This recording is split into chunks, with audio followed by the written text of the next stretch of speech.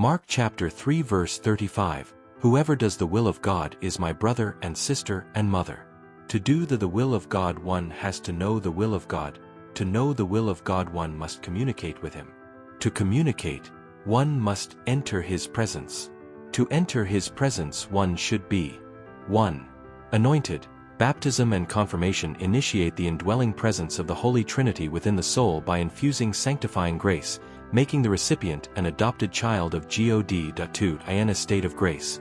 Strict adherence to a state of grace and reliance on the cleansing work of sanctifying grace. 3. Vigilant. Being vigilant with the lamp of an awakened spirit and the oil of a state of grace to know His visitation. Cultivating a positive habit loop required to maintain a state of grace, like a lamp, and being vigilant with oil to know His visitation. The Rosary is a powerful habit loop that fosters the state of grace and reliance on sanctifying grace by combining spiritual rhythm, scriptural reflection, and Marian intercession. A person focused on His presence doesn't worry about other matters. Living in the presence of God fosters a grateful heart. Living in the presence of God fosters a grateful heart, which acts as a profound blessing by transforming perspectives. This is the positive habitual loop. Cultivating a positive habit loop leads to a thankful heart, and negative habit loops lead to a hardened heart. The desire to connect and love is a fundamental human need deeply rooted in our biology and psychology. The desire to connect and love triggers a thirst to communicate for emotional and physical intimacy, security, and validation.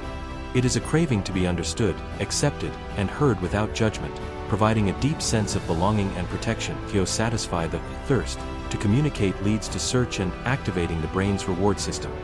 This thirst acts as a motivational driver, triggering dopamine pathways to initiate search and connection, which cue habitual loops.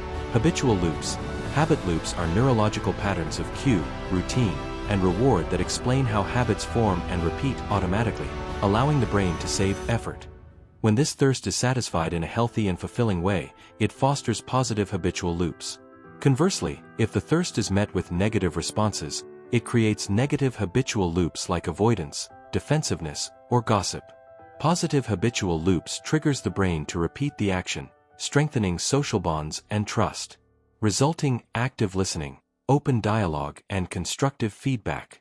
Cultivating a positive habit loop leads to a thankful heart and a positive attitude.